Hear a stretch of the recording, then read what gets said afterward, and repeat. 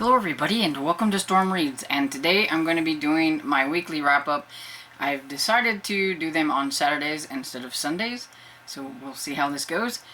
But anyway, it's going to seem like I read a lot, but you have to remember I'm reading a lot of kids' books. So I read 9 books last week, and I did really good. Throughout the week I worked on some of the ones that I have been working on, and I finished them up, which is basically why there's so many. Plus, I do listen to a lot of audiobooks, so you have to keep that in mind.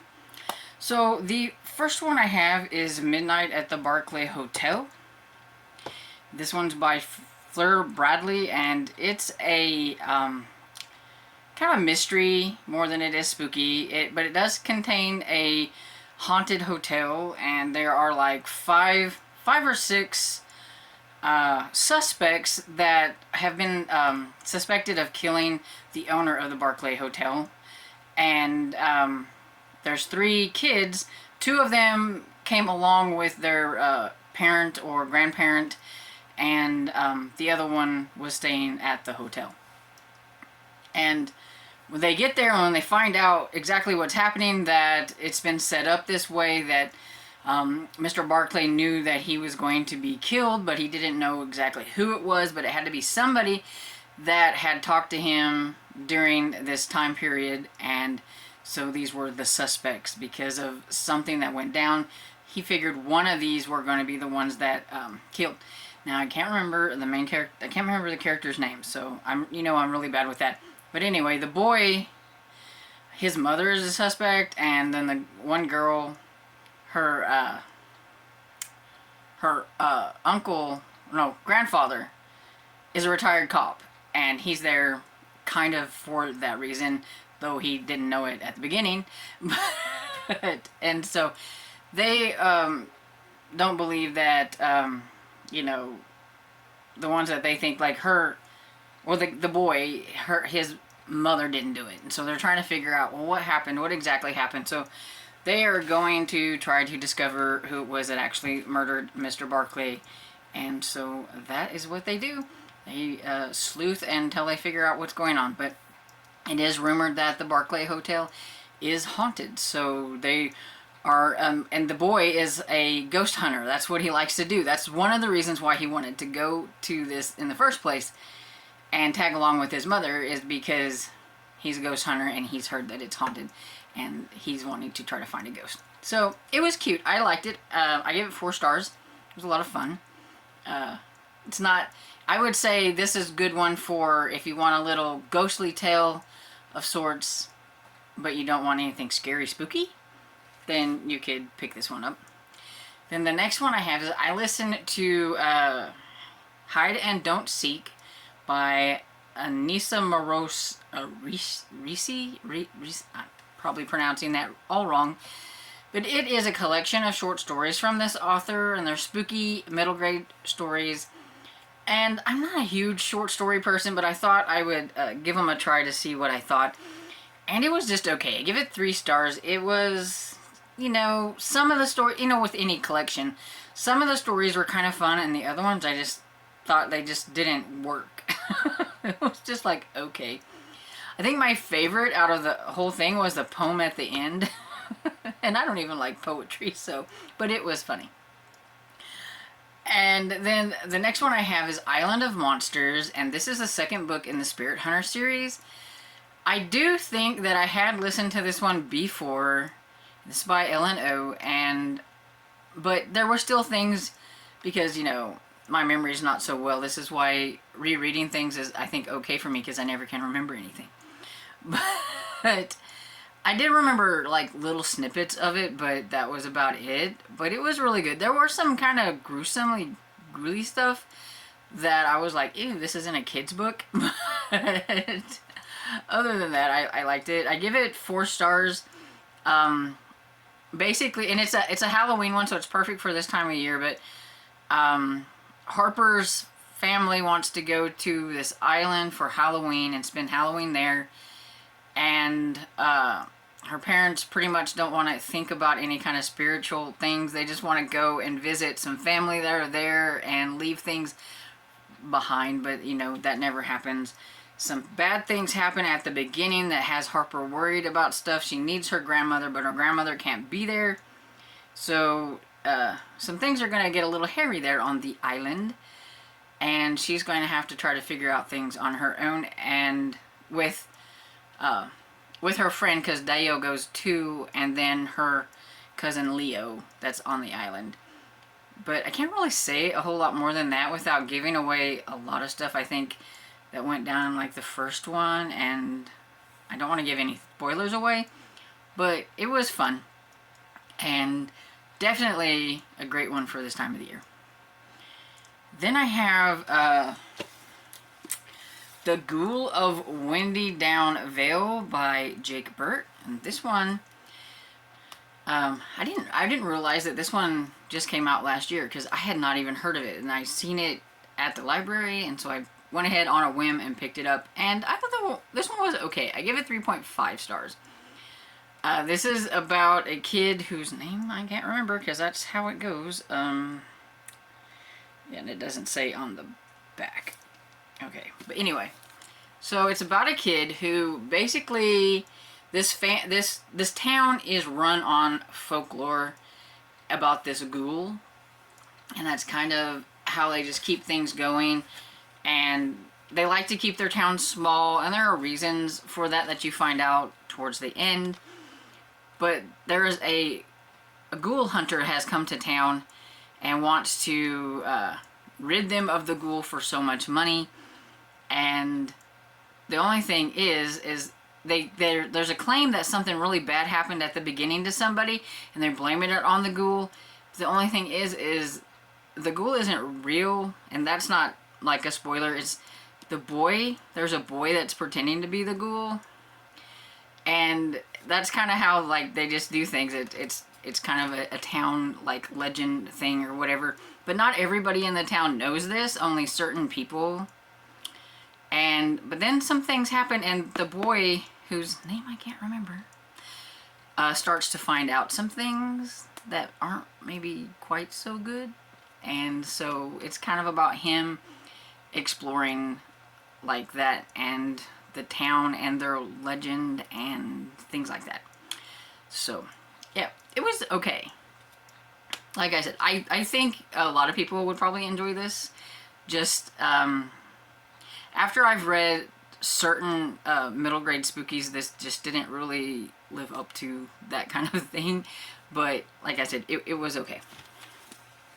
Then I have Fang of the Vampires by Tommy Donbavand. I, like I said, probably butchering that name too. And that one's just, they're little short books. This is the second book. This is the third book. And I just grabbed one of them. I have a couple of them over here. Here's the second one. We'll trade off. And so it's about these three. One's a werewolf, a vampire, and a mummy. And Scream Street is a place where Luke the werewolf had been taken. Him and his parents had been taken to this place called Scream Street because Luke is a werewolf, and he's changed a couple of times, and he's did a few naughty little things while he's been while he's been a werewolf. And so it got them looked at by the, I can't remember what it's called. It's called Ghoul, but it's, see if I, yeah. So it's Government Housing of Unusual Life Forms. So Ghoul is the acronym for that. And so I'm currently in the middle of this one, but that one looks pretty much the same as this. They're really short, so it was really easy to get through. And it was cute. This one's a cute, spooky middle grade, I guess. It's not really even spooky. There might have been a few little moments that might have been a little, but this is more on the cute end, the cute and fun end of spooky middle grade, I guess you could say. And I liked it. It was fun. I give it 3 stars. I mean, it's nothing like wowing or anything like that. It was good. It was okay.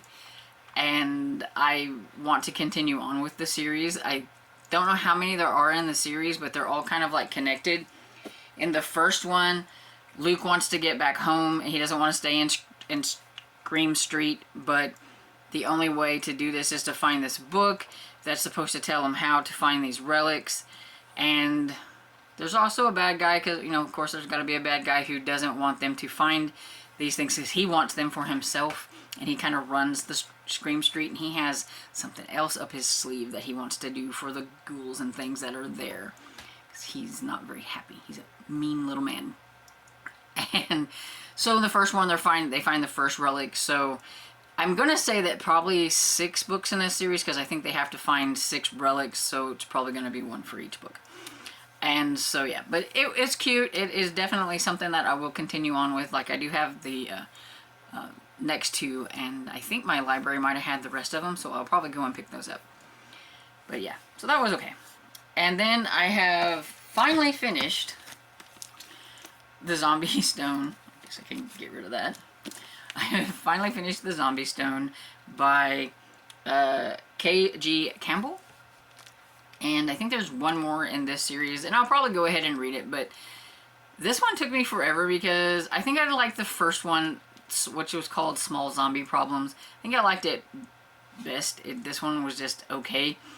And it could just be because it's been a while since I read the first one. And so maybe if I would have jumped into this a little sooner, I would have maybe been a little bit more invested in what was going on. But this has, I don't remember his name. Is it Arthur? August. I knew it was an A. August is trying to find the Zombie Stone because finding the cadaverite is the only way to get rid of his zombie problem that he has. And in this one, he ends up gathering a whole bunch of extra zombies besides just Claudette that he had in the first book. And so, yeah, it's just an adventure about him and his zombies trying to find the stone and everything, and kind of leaves it with a little bit of a what's going to happen next at the end. But I wouldn't say necessarily like a cliffhanger. It's just that, you know, you might want to find out what's happening, and so I probably will.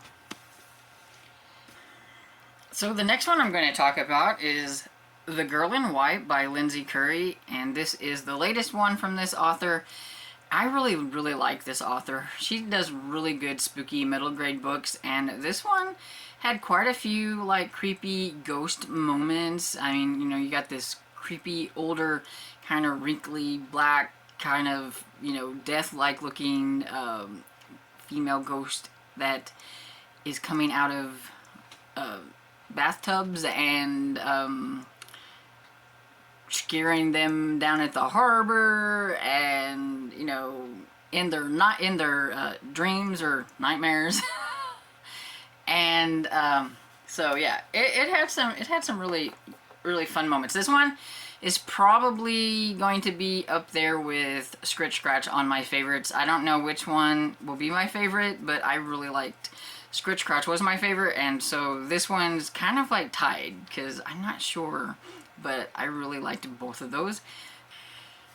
This is about Mallory, and her family have recently moved into this town, and I done forgot the town's name, but anyway, they moved into this town that pretty much basically makes everything about curses and lore and all that stuff. They've been there a while now, and Mallory just doesn't like it because she's like, it's just creepy that it's like, this is like Halloween like 24/7 in this town. And her family makes a living off of this too, because they own the Hill, which is a restaurant, and everything is themed there. And supposedly it's in front of like a cemetery, because it's the town with that has the most cemeteries. It's kind of like one of the things they're noted for. And one of the things was there was a flood one time, and there was supposed to have been a casket that went through the wall at this restaurant, and so now everybody wants to sit back there at the wall. And her mother will tell spooky stories about what happened and all that stuff. So it's very, very atmospheric town when it comes to like all things like spooky. Everybody's in on it. But one of their big curses or ghost stories is about the Girl in White. And it's about this girl, Molly, who her brother was a sailor and he was going to be sailing, and she didn't want him to go when there was a storm, but the town had him go anyway, and then he ends up dying.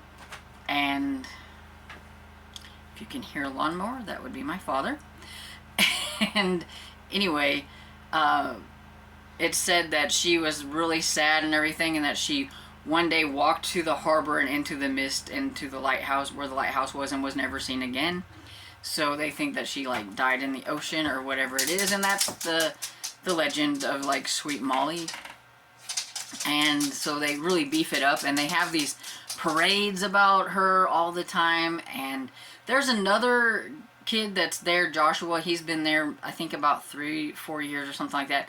He finds out, he's their next door neighbor, finds out that she's been having the same kind of dreams he's been having, and it's all about Molly and her. She doesn't believe in any of this stuff. She doesn't believe in the paranormal, and her friend Emmy doesn't believe in the paranormal either. And so they're trying to debunk things, but the more they try to debunk things, the more bad, like, spooky things start to happen. So then they're figuring out, well, maybe some of the stuff in the town is real. So even though Emmy has debunked some of the other, like, spooky tales and curses or whatever in the town, maybe this one is actually real. So they got to try to figure out what is going on and how to, like, appease the ghost. And it was really fun. I enjoyed it. It was quick to read. This lady here, Lindsay Curry, is really becoming one of my favorite go-to spooky middle grade authors. I can't wait to see what the next one she's going to have is going to be about. But yeah, I give this one 4 stars. It was really good.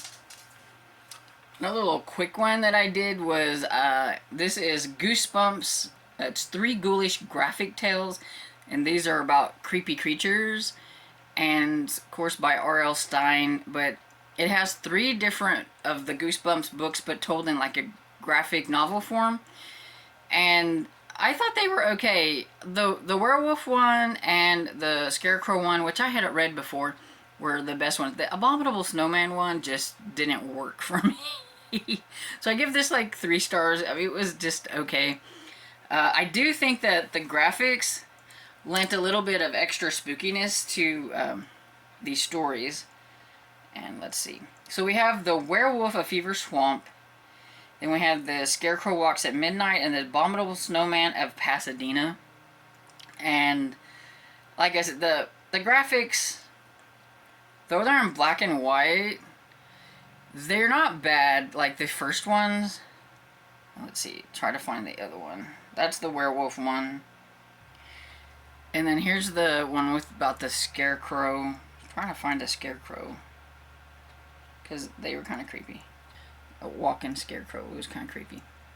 But so I thought the extra with the graphics stuff kind of made these Goosebumps a little bit fun. But you'll see what I'm talking about on this last one. The graphics did not work for me. They just looked really weird, and I didn't like it. But other than that, it was okay. Like I said, 3 stars. And let's see, what else do I have? Doll Bones by Holly Black. I have heard about this one for a while, and I've just never tried it. And Jessica from Lady Lovestead Reads has her middle grade book club. Can't remember what the name of it is, sorry. But anyway, in October they are reading Doll Bones, and since it fits in with my spooky middle grade reads, I gave it a go, and I thought it was okay. I gave it 3 stars. You know, it wasn't like, you know, it's kind of like with this one. It just, after reading things like say, The Girl in White, that it was like, had some really super creepy elements to it. This just didn't really hit the mark on the creepiness. But I do think that, you know, kids will enjoy it. Especially if they like spooky, but they don't like super creepy spooky. I guess you could say. But this one is about 3 kids who decide they're going to go on this adventure about this doll bone. About the doll bones. This, I guess, is a doll that's made of bones, and inside's like the ashes of like whoever it was. And one of the kids is being kind of haunted by that, and they decide to try to take her back to where she wants to go and they kind of go on this little bit of an adventure. And I would say the most spooky stuff about it is when they're out on their adventure, because they are kids, and it kind of lets you know that, you know, what happens when kids decide to go on adventures on their own, because they get into some situations of like strangers and strange people that, you know, could take advantage of them and things like that. I mean, it's not, they didn't have a lot of money, so what were they going to eat with, and, you know, things like that. So I think that would probably be more of the spooky elements of this rather than the doll itself, which had a few creepy moments, but, you know, overall, it was just okay. 3 stars. Yeah. So, I think that's all 9 of the books that I read this week, or at least finished up. Some of these I have been working on, and I just finished them up. So I've been doing like super well with reading as many spooky middle grade books as I can. There's just so many that I'd like to get to, and I do read a lot of them via audiobook, which helps, but I do have some e-arcs that I really need to go to, so I think those are going to slow me down just a tad bit. But I've read 16 so far. I've read 17 books, but only one of them was an adult book, and I do need to read some more adult books, so I'm probably going to mix that in. So I will probably be slowing down a little bit, but right now I've really went gung-ho with it, and I've enjoyed all of them. There haven't been any that were like super horrible. I did have like a 2.5 star one last week, but other than that, they've been, you know, fairly average to good, which is, you know, it's a good thing. And so, yeah, have you read any of these books that I talked about?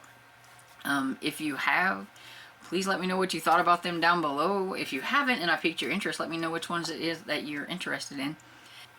And I hope you have a good rest of your day, and please don't forget to like and subscribe, and I'll see you all in the next video. Bye.